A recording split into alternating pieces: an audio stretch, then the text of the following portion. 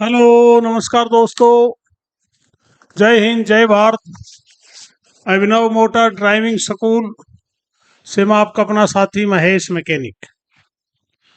दोस्तों, कल हमने 40 प्रश्न आपके सामने में लेके आया था।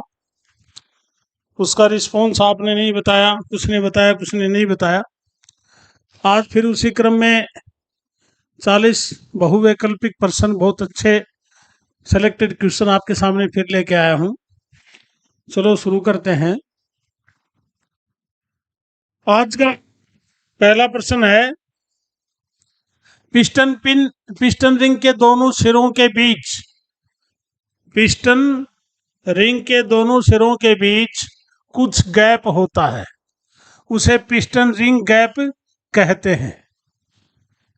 तब इस गैप की चौड़ाई कितनी होती है? क्या पूछा है? चौड़ाई किसकी? पिस्टन रिंग के दोनों सिरों के बीच कुछ गैप होता है, पिस्टन पिन के दोनों सिरों के बीच कुछ गैप होता है। वो गैप इसलिए रखा जाता है क्योंकि पिस्टन पिन भी गर्म होती है, और गर्म जब होती है तो धातु फैलती है, तो उसको टूटने से बचाने के लिए गैप रखा जाता है। ये गैप है 0.178 mm से mm2 0.50 mm। कितना? 0.178 से 0.50 mm। चलो अगले प्रश्न की तरफ चलते हैं। निम्नलिखित में से गजन पिन किसको कहते हैं? निम्नलिखित में से गजन पिन किसको कहते हैं? किसको कहते हैं? पिस्टन हेड नहीं, इसको काटेंगे। पिस्टन रिंग है वो भी अलग चीज है।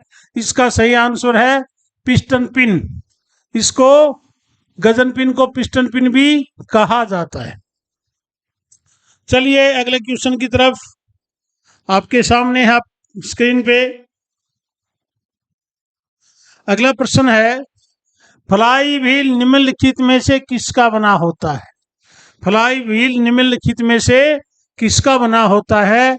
लकड़ी का नहीं होता, एल्युमिनियम का भी नहीं होता, तांबे का भी नहीं होता। इसका सही आंसर है स्टील। क्या है? स्टील। चलिए आगे अगले प्रश्न की तरफ। रेसिप्रोकेटिंग इंजन की अपेक्षा वेक्यूल रोटरी इंजन का आकार होता है। रेसिप्रोकेटिंग यानी कि ऊर्ध्वाधर गति, जिसमें पिस्टन क्या करता है? ऊपर और नीचे चलता है। इसको क्या बोलते हैं? रेसिप्रोकेटिंग। और यही पिस्टन कनेक्टिंग रोड को जोड़ करके जब क्रैंकशाफ्ट को घुमाता है तो वो कौन सी है? वो रोटरी मोशन। उसको क्या बोलते हैं? रोटरी मोशन या घूर्णन गति। रोटरी मोशन या घूर्णन गति। रेसिप्रोकेटिंग इंजन की अपेक्षा वेक्यूल रोटरी इंजन का आकार होता है, क्या होता है? छोटा होता है। क्या होता है? छोटा होता है। इसका सही आंसर है छोटा। चलिए अगले प्रश्न की तरफ। इंजन एक यंत्र है। क्या है इंजन? एक यंत्र या मशीन। इंजन एक यंत्र है जो परिवर्तित करता है, जो परिवर्तित करता है। सबसे पहला प्रश्न है इंजन के अध्याय का। एक प्रकार से कहें कि ये इंजन का परिचय है। वो क्या है? यह मैकेनिकल एनर्जी को हीट एनर्जी में बदलता है, यानी कि ऊष्मा ऊर्जा को यांत्रिक ऊर्जा में परिवर्तित करता है। तो इसका सही आंसर है एक, मैकेनिकल एनर्जी को हीट एनर्जी में परिवर्तित करता है। और ये परिवर्तन करने वाला कौन होता है? इंजन होता है। अगर आपसे कोई पूछे इंजन क्या होता है तो उसकी कोटेशन यही है। अगला प्रश्न है, निम्नलिखित में से किस इंजन में फ्यूल का कंबस्शन सिलेंडर के अंदर होता है? क्या पूछा है? दहन के प्रकार, दहन के प्रकार। इंजन कितने प्रकार के होते हैं? 2 प्रकार के। एक होता है अंतः दहन और दूसरा बाहरी एक्सटर्नल दहन। तो निम्नलिखित में से किस इंजन में फ्यूल का कंबस्टन सिलेंडर के अंदर होता है? अंतः दहन इंजन। कौन सा? अंतः दहन इंजन। चलो अगले प्रश्न की तरफ चलते हैं। निम्नलिखित में किस इंजन में सिंगल एक्टिव तथा डबल एक्टिव दोनों ही होती है? निम्नलिखित में से किस इंजन में सिंगल एक्टिव तथा डबल एक्टिव दोनों ही होती है? कौन से में होती है? अंतः दहन, आईसी इंजन जिसको कहते हैं। हमें प्रश्न को समझने की जरूरत है। प्रश्न अगर कहीं फिर भी कंफ्यूज होता है तो आप क्या करोगे? ऑब्जेक्ट देखोगे, इसमें से भी प्रश्न को आप पूरा कर सकते हो। ये पूछ रहा, निम्नलिखित में से किस इंजन में सिंगल एक्टिव और डबल एक्टिव होती है? किसमें होती है? अंतः दहन इंजन में। चलिए अगला प्रश्न देखते हैं। इनमें से कोई नहीं, इनमें से कोई नहीं, ये उसका ऑप्शन है। निम्नलिखित में से किस इंजन की पावर कम होती है? निम्नलिखित में से किस इंजन की पावर कम होती है? बाहरी दहन इंजन की होती है या अंतः दहन? इसका आंसर है अंतः दहन इंजन। इसका आंसर है अंतः दहन इंजन, जिसकी पावर एक्सटर्नल इंजन से कम होती है। चलो अगले प्रश्न की तरफ चलते हैं। निम्नलिखित में से किस इंजन में कंडेंसर की कोई आवश्यकता नहीं होती? निम्नलिखित में से किस इंजन में कंडेंसर की कोई आवश्यकता नहीं होती? तो वो कौन सा है? IC engine. कौन सा है? IC engine. इसका सही आंसर है अंतः दहन इंजन। इसमें किसी प्रकार के कंडेंसर की कोई आवश्यकता नहीं होती। चलिए आगे। निम्नलिखित में से किसमें पावर कम उत्पादन होता है या उत्पन्न होता है? निम्नलिखित में से किसमें पावर कम उत्पन्न होता है? 4 stroke cycle engine, 2 stroke cycle engine, 3 stroke cycle engine, या उपरोक्त में से कोई नहीं। इसका सही आंसर है 4 स्ट्रोक साइकिल इंजन। इसका सही आंसर क्या है? 4 स्ट्रोक साइकिल। ये इसमें थोड़ा कंफ्यूज हो गया, आप दोबारा से इसको करेक्ट करेंगे। इसका आंसर है 2 स्ट्रोक साइकिल इंजन, क्योंकि इसमें क्रैंकशाफ्ट के एक ही चक्कर में 4 स्ट्रोक पूरे होते हैं, इसलिए 4 स्ट्रोक साइकिल इंजन की अपेक्षा 2 स्ट्रोक साइकिल इंजन में अधिक पावर उत्पन्न होती है। चलो अगले प्रश्न की तरफ चलते हैं। निम्नलिखित में से किसकी मैकेनिकल क्षमता अधिक होती है? निम्नलिखित में से किसकी मैकेनिकल क्षमता यानी कि मैकेनिकल एफिशिएंसी किसकी अधिक होती है? किसकी अधिक होती है? ये होती है 4 स्ट्रोक साइकिल इंजन। किसकी होती है? 4 स्ट्रोक साइकिल इंजन। अगले प्रश्न की तरफ। निम्नलिखित में किस इंजन में कार्बोरेटर होना चाहिए? निम्नलिखित में से किस इंजन में कार्बोरेटर होना चाहिए? कार्बोरेटर कौन से इंजन में होता है? एसआई इंजन में होता है, क्योंकि उसमें पेट्रोल और हवा का मिश्रण कौन करता है? कार्बोरेटर करता है, और पेट्रोल इंजन एसआई इंजन होता है। तो इसका सही आंसर है पेट्रोल इंजन। इसमें कार्बोरेटर होता है। डीजल इंजन में क्या होता है? FIP।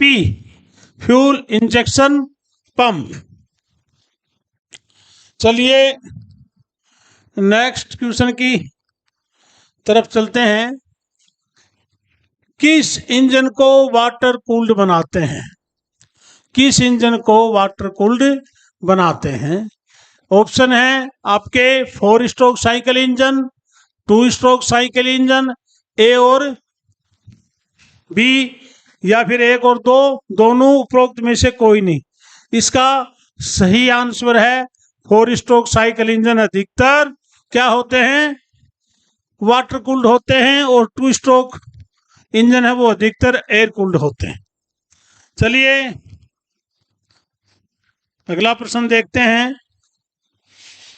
निम्नलिखित में से किसमें कंप्रेशन इग्निशन होता है?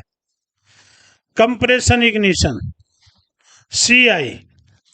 और कंप्रेशन इग्निशन कौन से इंजन होते हैं? डीजल इंजन होते हैं। पेट्रोल इंजन क्या होते हैं? Spark ignition SI। तो इसका सही आंसर क्या है? Diesel engine. चलिए अगले प्रश्न की तरफ। निम्नलिखित में से किसमें स्पार्क प्लग लगा रहता है? यह प्रश्न आपके सामने तीसरी बार आया है। निम्नलिखित में से किसमें स्पार्क प्लग लगा रहता है?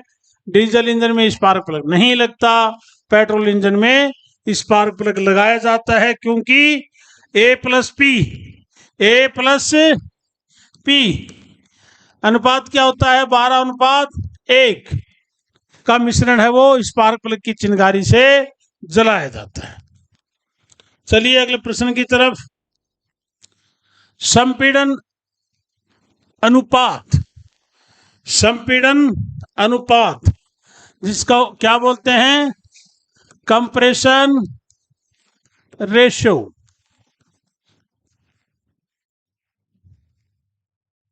कंप्रेशन रेशियो किस पे निकाला जाता है?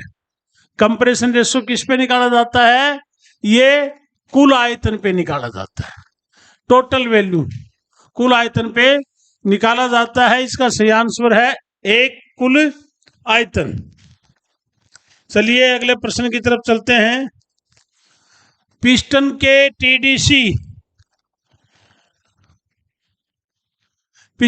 TDC पर पहुंचने के बाद पिस्टन के ऊपर बचे स्थान के आयतन को कहते हैं। यह प्रश्न भी आपके सामने दोबारा रख रहा हूं। अच्छा क्वेश्चन है और इसके बहुत ज्यादा चांसेस है, मैं आपको बता रहा हूं। इस क्वेश्चन के बहुत ज्यादा चांसेस हैं आपकी परीक्षा में आने के। तो इसका सही आंसर क्या है? Clearance value. पिस्टन के TDC पर पहुंचने के बाद पिस्टन के ऊपर जो जगह बचती है, ये TDC पे आ गया पिस्टन। अब जो ये जगह बची है ये क्या है?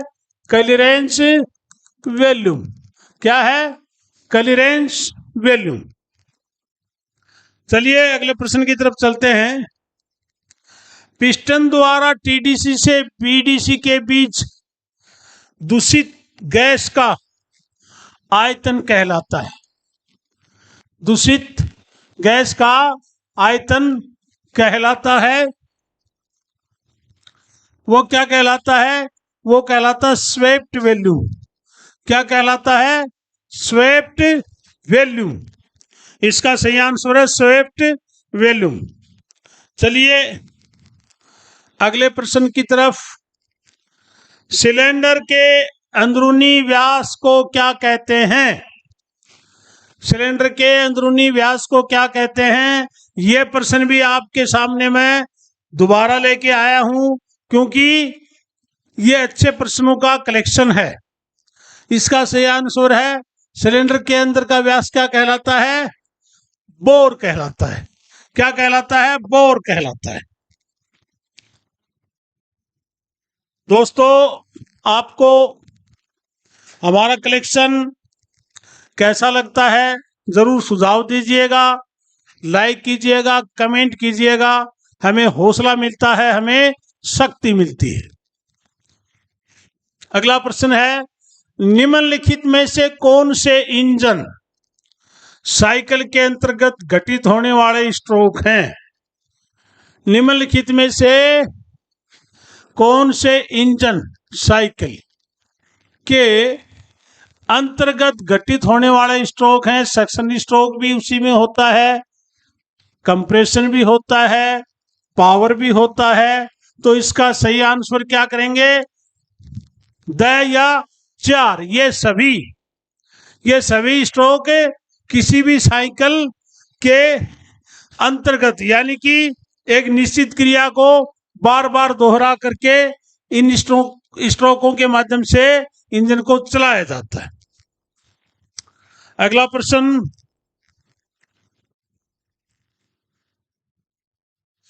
पिस्टन अपने स्ट्रोक में सिलेंडर के अंदर जिस चरम बिंदु तक ऊपर जाता है वह बिंदु कहलाता है। बहुत आसान क्वेश्चन है। बेसिक या इंट्रोडक्शन जब इंजन का होता है उसमें सबसे पहले ये चीज आती है कि पिस्टन कहां तक चलता है ऊपर। पिस्टन ऊपर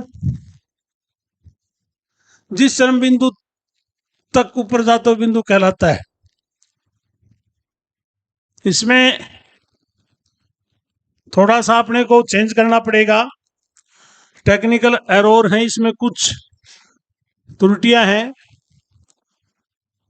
क्या होगा ये होगा TDC, टॉप डेड सेंटर या उच्चतम सीमा।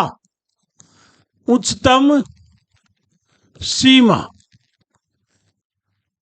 इसको उच्चतम सीमा भी कह सकते हैं, क्योंकि पिस्टन अपने स्ट्रोक में सिलेंडर के अंदर जिस चरम बिंदु, चरम का मतलब अंतिम बिंदु तक जाता हुआ कहलाता है TDC।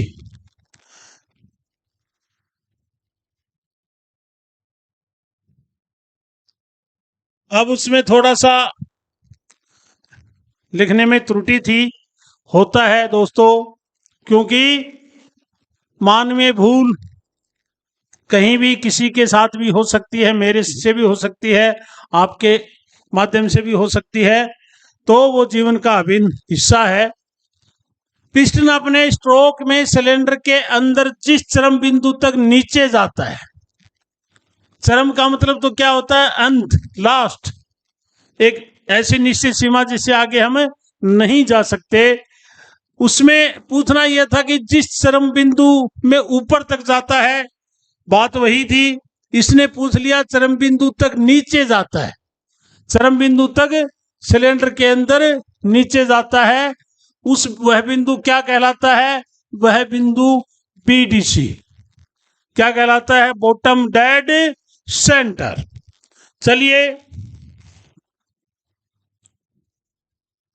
समय से पूर्व इंजन वाल्व का खुलना, समय से पहले इंजन वाल्व का खुलना क्या कहलाता है? वाल्व लीड कहलाता है। और समय के बाद में खुला रहना वाल्व ले कहलाता है।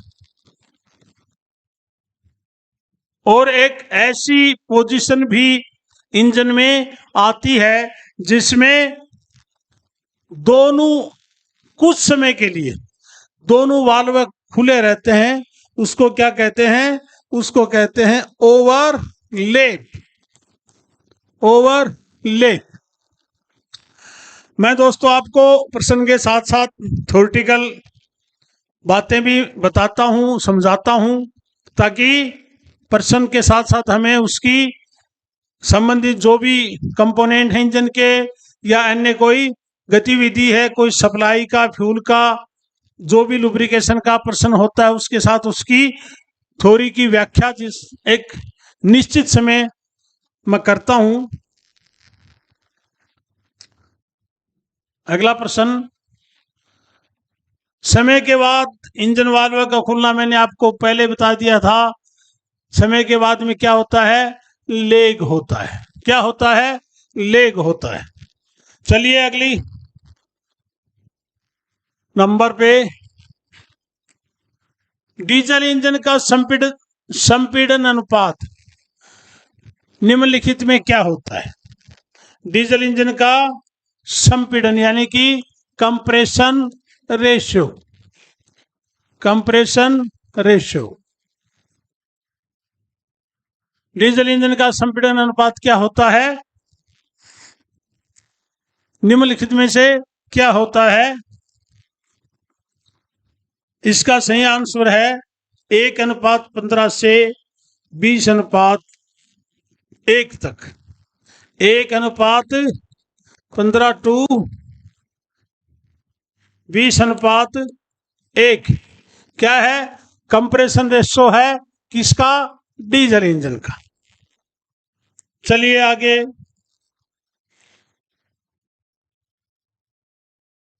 निम्नलिखित में डीजल इंजन का कंप्रेशन प्रेशन की जगह हम क्या पढ़ेंगे? Compression pressure. क्या पढ़ेंगे? प्रेशर। निम्नलिखित में से डीजल इंजन का कंप्रेशन प्रेशर क्या होता है? क्या होता है कंप्रेशन प्रेशर? 380 से 550, 100 से 270, 270 से 320 और 101.5 से 110.5। इसका होगा 100 से 270, 100 से 270 कंप्रेशन अनुपात किसका? डीजल इंजन का कंप्रेशन प्रेशर। अनुपात नहीं, प्रेशर पूछ रहा है। क्या पूछ रहा है? प्रेशर पूछ रहा है। चलिए अगली तरफ, प्रश्न की तरफ। निम्नलिखित में से कौन सुपर चार्जर के प्रकार हैं? निम्नलिखित में से कौन कौन से सुपर चार्जर के प्रकार हैं? निम्नलिखित में कौन कौन से सुपर चार्जर के प्रकार हैं? टर्बो टाइप भी आता है, ब्लोअर भी, पिस्टन टाइप भी। इसका सही आंसर है 4। ये सभी टाइप्स ऑफ सुपर चार्जर। एक डीजल इंजन में ईंधन ज्वलित होता है। एक डीजल इंजन में इंजन, अगर इसको प्रज्वलित लिखेंगे, पढ़ेंगे तो और बढ़िया होगा। एक डीजल इंजन में ईंधन प्रज्वलित होता है दहन कक्ष के द्वारा, अंतःक्षिप्त ईंधन के द्वारा, चिनगारी स्पार्क के द्वारा। अब एक डीजल इंजन में ईंधन, वैसे तो अंतःक्षेपण इसको पढ़ेंगे निम्न में। अंतःक्षेपण किसको बोलते हैं? इंजेक्टर को बोलते हैं। किसको बोलते हैं? इंजेक्टर को बोलते हैं। और इंजेक्टर तेल की स्प्रे जब गर्म हवा के ऊपर मारता है तो क्या होता है? इंजन प्रज्वलित होता है। लेकिन किस स्थान पर? इस प्रश्न का जो मकसद है, जो मोटिव है, वो पूछ रहा डीजल इंजन में किस स्थान पर ईंधन को प्रज्वलित किया जाता है या ईंधन को जलाया जाता है। तो इसका सही आंसर है दहन कक्ष द्वारा। इसका सही आंसर है दहन कक्ष, जिसको क्या बोलते हैं? Combustion chamber. चलिए अगले प्रश्न की तरफ चलते हैं।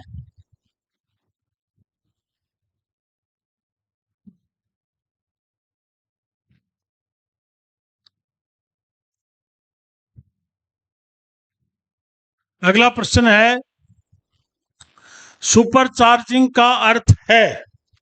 सुपर चार्जिंग का अर्थ है, ये दोस्तों जो पिछला अपना प्रश्न था उसमें थोड़ा सा मैं करेक्शन कर रहा हूं सॉरी के साथ, क्योंकि इसमें एक ऑप्शन नीचे स्क्रीन का जो एक सिस्टम है उस हिसाब से नीचे रह गया था। दहन के लिए सप्लाई की गई वायु के संपीड़न से प्राप्त ऊष्मा के द्वारा एक डीजल इंजन में ईंधन प्रज्वलित होता है। कहाँ होता है वो मैंने आपको बताया। कहाँ होता है? कंबस्टन चैम्बर में होता है।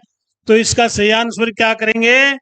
दहन कक्ष के लिए सप्लाई की गई वायु के संपीड़न से प्राप्त ऊष्मा के द्वारा किसी भी डीजल इंजन में ईंधन प्रज्वलित होता है। चलिए प्रश्न की तरफ। सुपरचार्जिंग का अर्थ है, सुपरचार्जिंग का अर्थ है वायुमंडलीय दाब पर हवा भरना, वायुमंडलीय दाब से कम दाब पर हवा भरना।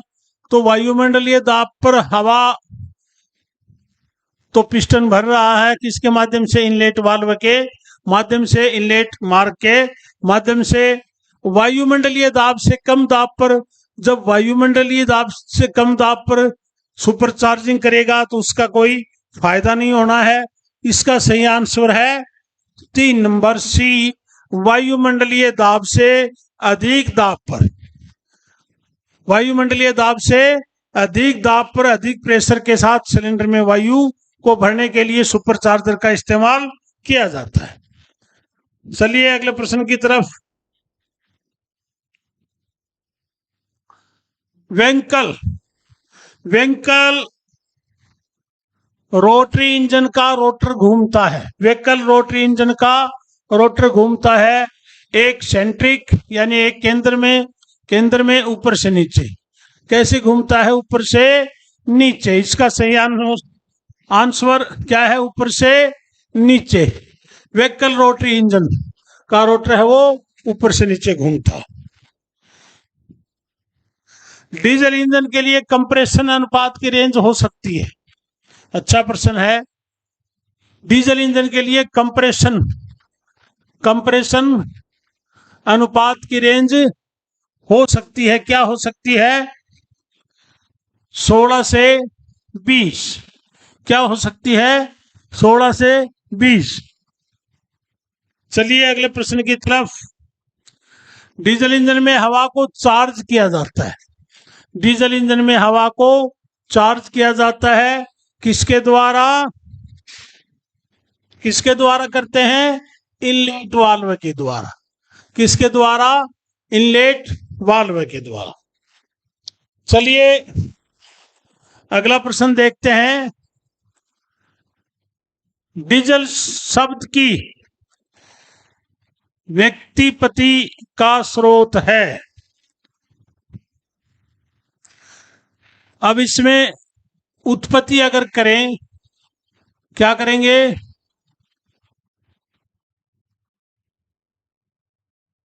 उत्पत्ति या फिर आविष्कार। क्या पूछ रहा है, डीजल शब्द की, यानी कि डीजल का जो शब्द है वो कैसे उत्पन्न हुआ, कैसे उसका आविष्कार हुआ। इसका सही आंसर क्या है, उस व्यक्ति का नाम जिसने डीजल इंजन का विकास किया, उसी के ऊपर सीआई इंजन यानी कि कंप्रेशन इग्निशन इंजन, जिसमें ईंधन के रूप में डीजल का इस्तेमाल किया जाता है, उसमें उस वैज्ञानिक के ऊपर इसका नाम है डीजल इंजन, जिसका पूरा नाम था डॉक्टर रुडोल्फ डीजल, और इसी के नाम पे इसका नाम क्या पड़ गया, डीजल इंजन। अगला प्रश्न है, निम्नलिखित में से किसमें एयर कूल्ड इंजन काम के लिए सर्वाधिक अनुपयुक्त होता है। निम्नलिखित में से किसमें एयर कूल्ड इंजन काम के लिए सर्वाधिक अनुपयुक्त होता है। इसका ऑप्शन है पानी खींचने में प्रयुक्त मशीन, कार, बस और ट्रैक्टर। प्रश्न को दोबारा से समझने के लिए पढ़ना चाहिए, क्योंकि कई बार क्या होता है, प्रश्न का उत्तर आपको पता है लेकिन आप किसी कारण से आपका विश्वास डगमगा जाता है, कॉन्फिडेंस लेवल आपका लोअर हो जाता है। उस पोजीशन में प्रश्न को आप 2 बार नहीं 3 बार पढ़िए, उसको इस तरह से विभाजित कीजिए ताकि उसका मकसद, उसका मतलब हमें पता लग जाए। इसका सही आंसर है बस। एयर कूल्ड इंजन काम के लिए सर्वाधिक अनुपयुक्त होगा।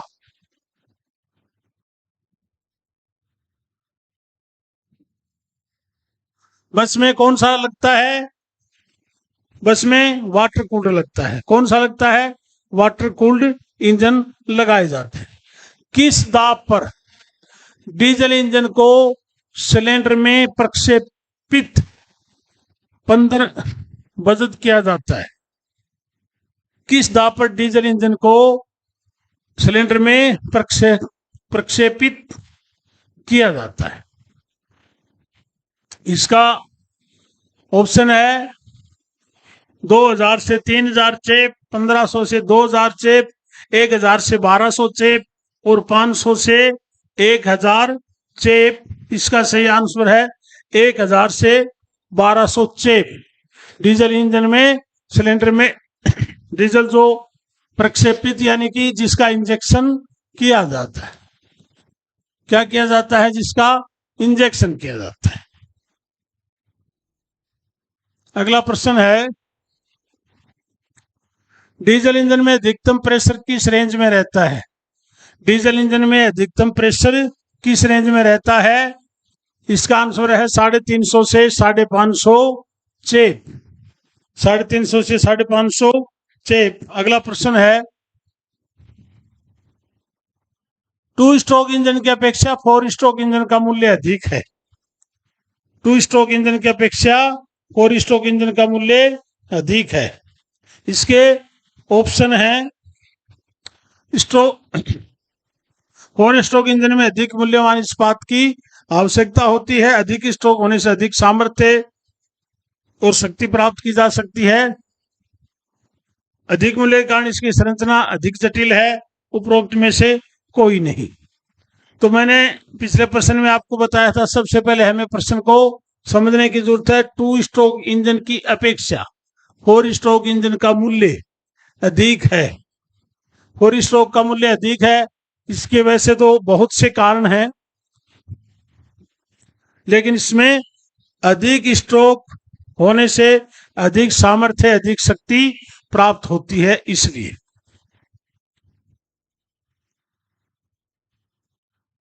दूसरे भी कई वैसे कारण होते हैं, जैसे उसकी संरचना जटिल होती है इसलिए भी महंगा होता है, वो बड़ा होता है इसलिए भी महंगा होता है। लेकिन प्रश्न जो हमसे पूछा गया है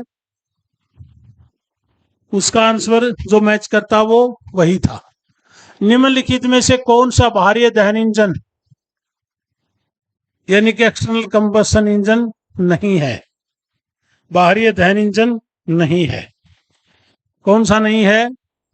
डीजल इंजन है वो बाहरी दहन नहीं है। कौन सा दहन है? अंतः दहन, जिसको क्या लिखते हैं? CI, compression ignition engine. इसका सही आंसर है डीजल इंजन। अगले प्रश्न की तरफ चलते हैं। इंजन में पिस्टन की अधिकतम ऊपर व अधिकतम नीचे की स्थिति क्या कहलाती है? बहुत सामान्य, बहुत कॉमन प्रश्न है। वो क्या कहलाती है? TDC तथा BDC। आज का अंतिम प्रश्न है, पावर स्ट्रोक में पिस्टन चलता है पहले बाहर व फिर अंदर की ओर, पहले अंदर व फिर बाहर की ओर, बाहर से अंदर की ओर। कैसे चलता पावर स्ट्रोक में? बाहर से अंदर की ओर। इसका सही आंसर है बाहर से अंदर की ओर। तो दोस्तों, आज की अपनी कालांश यहां खत्म हो गई। आशा है आपको अच्छे लगे होंगे। हमें कमेंट करिएगा, लाइक करिएगा। हमारा प्रयास आपकी सफलता। जय हिंद, जय भारत।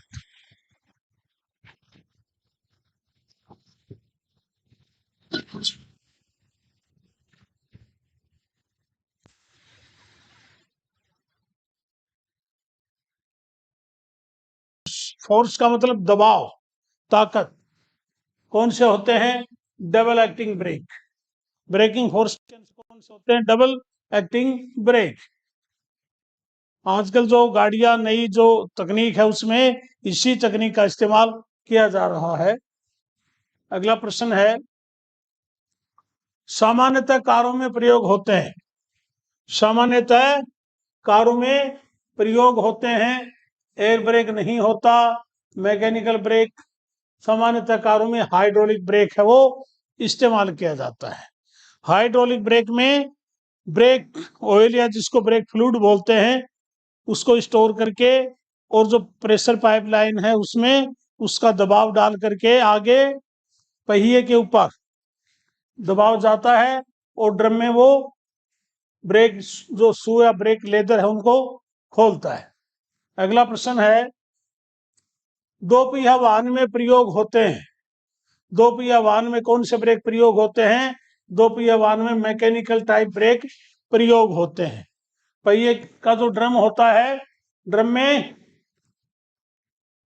दो लेदर शू लगाए जाते हैं, बीच में यहाँ पे ब्रेक शू होता है और एक वायर के माध्यम से मोटरसाइकिल तक वो जाता है। जैसे ही लीवर को दबाते हैं, ये जो लोहे की रोड होती है ये खींच के यहाँ पे ब्रेक शू को दबाती है और ब्रेक ड्रम में ब्रेक लेदर है वो खुल जाते हैं, जिससे घर्षण से गाड़ी रुक जाती है। अगला प्रश्न है, आधुनिक कारों में प्रयोग होता है। आधुनिक जो आज नई गाड़ियां जो बाजार में अभी आई हैं या आ रही हैं, उनमें कौन से ब्रेक सबसे ज्यादा? Disc brake. कौन सा ब्रेक सबसे ज्यादा काम में लिए जा रहे? Disc brake. तो इसका सही आंसर है डिस्क ब्रेक। वाहन पार्किंग के समय प्रयोग होता है। वाहन में जब गाड़ी को पार्क करते हैं तो क्या प्रयोग होता है? इमरजेंसी ब्रेक नहीं, स्टैंडिंग ब्रेक नहीं, मैकेनिकल ब्रेक नहीं। उस समय क्या काम में आता है? उस समय हैंड ब्रेक। हैंड ब्रेक को खींच करके पार्किंग में गाड़ी को हम छोड़ देते हैं ताकि गाड़ी आगे पीछे ना हिले। अगला प्रश्न है, ब्रेक असेंबली का मुख्य भाग है। ब्रेक असेंबली का मुख्य भाग है ब्रेक पेडल, मुख्य भाग नहीं है। शू रिटर्न स्प्रिंग ये भी नहीं है। ट्रैक यू यानी कि ट्रैक यूनिवर्सल जो है वो इसका सबसे महत्वपूर्ण भाग है। अगला प्रश्न है, मैकेनिकल ब्रेक होता है। मैकेनिकल ब्रेक होता है, कौन सा होता है? Constant brake. इसमें थोड़ा सा लिखने में त्रुटि है, कॉन्स्टेंट ब्रेक मैकेनिकल ब्रेक होता है। अगला प्रश्न है, हाइड्रोलिक ब्रेक में प्रयोग होता है। हाइड्रोलिक ब्रेक में क्या प्रयोग होता है? मैंने आपको बताया था ब्रेक फ्लूइड। क्या प्रयोग होता है? ब्रेक फ्लूइड या जिसको ब्रेक ऑयल भी बोलते हैं, जिसको ब्रेक ऑयल भी कहते हैं। और एक सेगमेंट होता है उसमें ये डाला जाता है, अलग से इंजन के साथ इसको स्टेबल किया जाता है, लगाया जाता है, जोड़ा जाता है। अगला प्रश्न है, मास्टर सिलेंडर प्रयोग होता है। मास्टर सिलेंडर प्रयोग होता है किसमें? मैकेनिकल ब्रेक में इसका प्रयोग नहीं होता। पहले जो गाड़ी आती थी उसमें मास्टर सिलेंडर नहीं लगता था। एयर ब्रेक में, पेनोमेटिक में क्या लगता है? मास्टर सिलेंडर नहीं लगता, उसमें हवा के लिए रिजर्व टैंक लगाया जाता है। इसका सही आंसर है हाइड्रोलिक ब्रेक। हाइड्रोलिक ब्रेक में मास्टर सिलेंडर का प्रयोग किया जाता है। अगला प्रश्न है, एयर ब्रेक में प्रयोग होता है। एयर ब्रेक में प्रयोग होता है, किसका होता है? कंप्रेस्ड स्टील का नहीं, कंप्रेस्ड पानी का नहीं, इसमें कंप्रेस्ड हवा का प्रयोग होता है। एयर, आप अगर प्रश्न को पढ़ोगे तो आपका 50% काम है वो आसान हो जाएगा, आपको समझ आ जाएगा अगर प्रश्न को आप ध्यानपूर्वक पढ़ोगे। या फिर मैं दूसरे शब्दों में कहूं, आपको एग्जामिनर का दिमाग पढ़ना है। तो एयर ब्रेक में क्या होता है? कंप्रेस्ड हवा, हवा को एक बड़ा टैंक, रिजर्व टैंक लगा होता है जिसमें हवा को भेजा जाता है, उसमें भरा जाता है, फिर उसी हवा को पेनोमेटिक प्रणाली में प्रयोग लिया जाता है। चलो अगले प्रश्न की तरफ चलते हैं। मास्टर सिलेंडर का कार्य है, मास्टर सिलेंडर का कार्य है। क्या करता है मास्टर सिलेंडर? पानी का प्रेशर नहीं, मास्टर सिलेंडर का पानी से कोई लेना देना नहीं है, हवा का प्रेशर ये भी नहीं है। मास्टर सिलेंडर क्या करता है? तेल का प्रेशर है वो बनाता है। क्या करता है? तेल का प्रेशर बनाता है। चलिए अगले प्रश्न की तरफ। एयर ब्लीडिंग तब करते हैं जब मैकेनिकल ब्रेक में हवा आ जाती है, हाइड्रोलिक ब्रेक में हवा आ जाती है, हाइड्रोलिक ब्रेक में पानी आ जाता है, या उपरोक्त सभी। एयर ब्लीडिंग कब करते हैं? जब हाइड्रोलिक ब्रेक में हवा आ जाती है। हाइड्रोलिक ब्रेक की जो फ्यूल की लाइन है उसमें जब कई बार फ्लूइड कम होने से या अन्य किसी कारण से हवा आ जाती है तो उसको निकालने का जो प्रोसेस है उसको क्या बोलते हैं? एयर ब्लीडिंग बोलते हैं।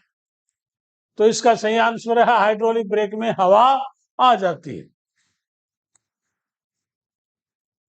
चलिए अगले प्रश्न की तरफ।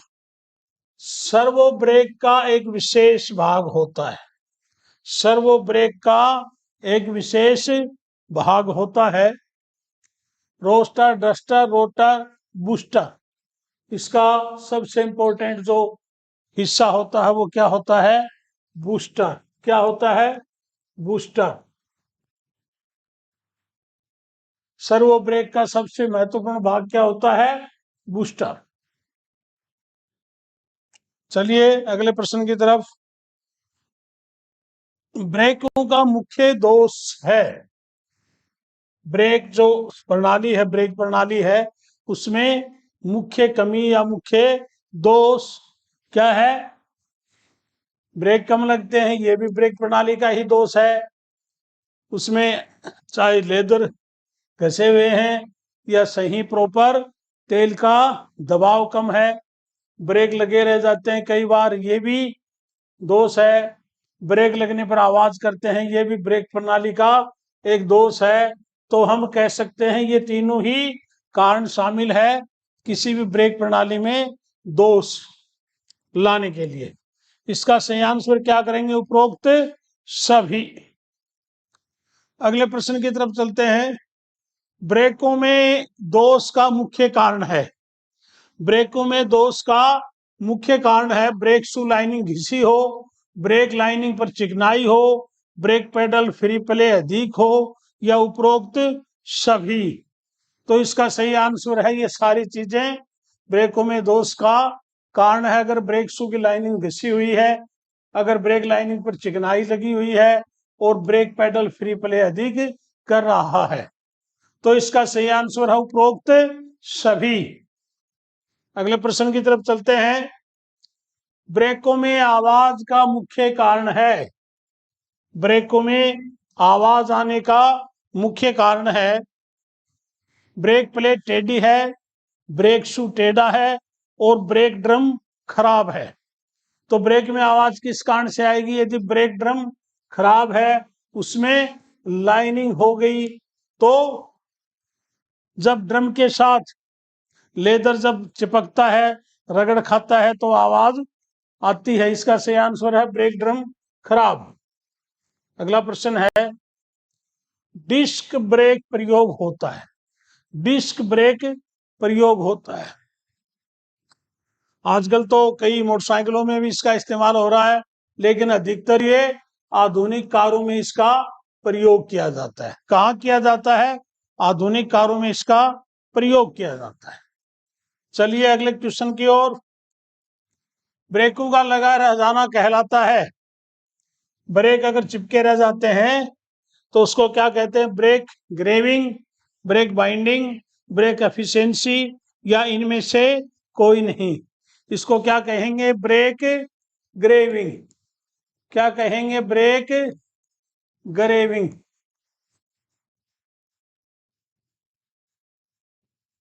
इसको बोलते हैं ब्रेक ग्रेविंग, ब्रेकों का लगा रह जाना। चलिए अगले प्रश्न की ओर। ब्रेकों की दक्षता होनी चाहिए। ब्रेकों की दक्षता होनी चाहिए 30 अनुपात 50 अनुपात 100 अनुपात 50 बराबर 80 अनुपात। तो इसका सही आंसर है 50 अनुपात से 80 अनुपात तक क्या होने चाहिए, ब्रेकों की एफिशिएंसी, उसकी दक्षता। अगला प्रश्न है, ब्रेकों की दक्षता होनी चाहिए। अच्छा प्रश्न है दोस्तों, ब्रेकों की दक्षता होनी चाहिए अगले पहियों पर, पिछले पहियों पर, चेसिस पर, या इनमें से कोई नहीं। ब्रेक की दक्षता कहाँ होनी चाहिए, अगले पहियों पर। अगले पहिए प्रॉपर, उसमें ब्रेक का सिस्टम है वो सबसे अच्छा होना चाहिए जरूर उसमें। अगले पहियों पर यदि ब्रेक काम नहीं करेगा तो गाड़ी अनबैलेंस हो जाएगी। अगला प्रश्न है, स्लिपरोधी व्यवस्था होती है। स्लिपरोधी यानी स्लिप होने से रोकने के लिए अगले पहियों पर, पिछले पहियों पर, चेसिस पर, या इनमें से कोई नहीं। ये कहाँ होती है स्लिपरोधी व्यवस्था, अगले पहियों पर होती है। कहाँ होती है, अगले पहियों पर। अगला प्रश्न है, डिस्क ब्रेक में एडजस्टमेंट होता है। डिस्क ब्रेक में एडजस्टमेंट होता है किसके द्वारा, पिस्टन द्वारा नहीं, ब्लीडिंग निप्पल द्वारा नहीं, कैलिपर के द्वारा। किसके द्वारा, कैलिपर के द्वारा। अगला प्रश्न है, डिस्क किस्म के ब्रेक को अपेक्षाकृत अच्छा मानते हैं क्योंकि ब्रेकों में जो नई पद्धति अधिकतर कारों में इस्तेमाल होती है, कुछ अन्य वाहनों में भी इस्तेमाल होती है, डिस्क ब्रेक जिसको बोलते हैं, इस किस्म के ब्रेक्स को अपेक्षाकृत अच्छा मानते हैं क्योंकि क्योंकि ये अधिक टिकाऊ होते हैं। ये अधिक टिकाऊ और भरोसेमंद होते हैं। चलिए अगले प्रश्न की ओर। स्वचालित वाहनों में द्रव चालित ब्रेक कार्य करते हैं। स्वचालित वाहनों में द्रव चालित ब्रेक कार्य करते हैं आर्किमिडीज के सिद्धांत पर, पास्कल के सिद्धांत पर, बर्नौली के सिद्धांत पर, या पोवाइज के सिद्धांत के ऊपर। किस पे काम करते हैं ब्रेक, द्रव चालित ब्रेक है वो पास्कल के नियम पर काम करते हैं। यानी कि किसी भी तरल पदार्थ को जब आप दबाओगे तो उसका दाब क्षेत्रफल बढ़ाएगा, नहीं मिलेगा तो वो आगे धक्का देगा। हीट इंजन वह इंजन है जिसमें ताप द्वारा गैसों को फैलाकर प्राप्त की जाती है। क्या प्राप्त की जाती है, शक्ति प्राप्त की जाती है। क्या प्राप्त की जाती है, शक्ति प्राप्त की जाती है। अगला प्रश्न, इनमें से कौन सा एक्सटर्नल कंबस्टन इंजन का प्रकार नहीं है। एक्सटर्नल यानी कि बाहरी दहन इंजन का प्रकार नहीं है। स्टीम इंजन बाहरी इंजन का प्रकार है, टरबाइन भी बाहरी इंजन का प्रकार है। इसका सही आंसर है डीजल इंजन। डीजल इंजन है वो किसका प्रकार है, वो आंतरिक दहन का प्रकार है। चलिए आगे, इनमें से कौन सा इंटरनल कंबस्टन इंजन का प्रकार है। इंटरनल कंबस्टन यानी कि आंतरिक दहन। स्टीम इंजन ये बाहरी दहन का है, टरबाइन है ये बाहरी दहन का है। आंतरिक दहन का प्रकार है डीजल इंजन यानी कि सीआई इंजन। आगे चलते हैं, एक्सटर्नल कंबस्टन इंजन में ईंधन जलाने का स्थान होता है। एक्सटर्नल यानी कि सिलेंडर से बाहर ईंधन का जिस इंजन में दहन किया जाता है उसको क्या बोलते हैं, एक्सटर्नल कंबस्टन इंजन। और उसमें जो ईंधन जलाने का स्थान है वो बड़ा होता है। क्या होता है, बड़ा होता है। उसका रखरखाव, उसकी मरम्मत, मेंटेनेंस ज्यादा होती है, उसको जगह भी ज्यादा चाहिए। अगला प्रश्न है, इंटरनल कंबस्टन इंजन स्टार्ट होता है। इंटरनल कंबस्टन इंजन स्टार्ट होता है काफी देर से नहीं, तुरंत, या इसको क्या, इसका आंसर क्या क्या बनाएंगे, कम समय में इंटरनल कंबशन इंजन स्टार्ट होता है अपेक्षा एक्सटर्नल कंबशन इंजन के, क्योंकि उसमें गैस बनाने में बहुत अधिक समय लगता है। अगला प्रश्न है, स्पार्क इग्निशन इंजन में ईंधन के रूप में प्रयोग होता है पेट्रोल और हवा का मिश्रण A+P अनुपात 12:1। अगला प्रश्न, सिलेंडर में ऊपरी सीमा तथा निचली सीमा कहलाती है। ऊपरी सीमा और निचली सीमा क्या कहलाती है?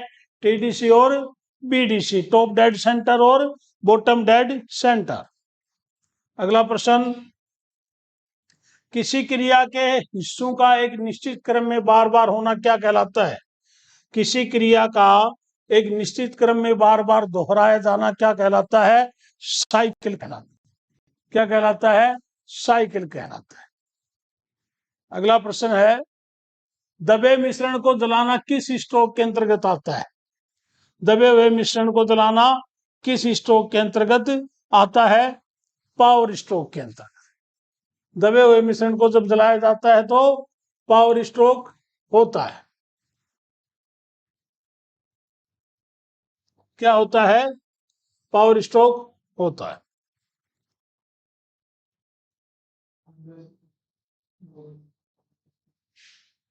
अगला प्रश्न है, कंप्रेशन स्ट्रोक में पिस्टन चलता है।